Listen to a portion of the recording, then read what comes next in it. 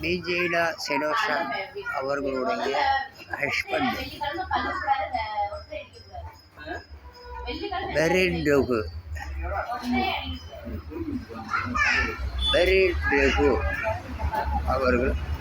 அவர்கள்தான் இன்னமும் என் தாய்க்கோசரமாக இன்னமும் ஒரு போர்க்கிலேயோ ஒரு இதுலேயோ என் தாய்க்கோசரமாக இன்னமும் நான் சுமந்து செய்கள் இருக்கு.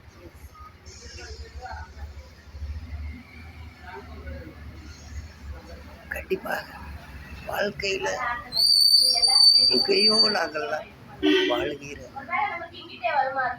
ஒரு 100 பேர், ஒரு 200 பேர், 300 பேர் வாழ்கிற ஒரு அர்த்தமுள்ள ஒரு தமிழ்நாட்டுக்கு கடமைப்பட்டவனாக இருக்கிறேன். இதுதான் என்னுடைய யோகங்கள்.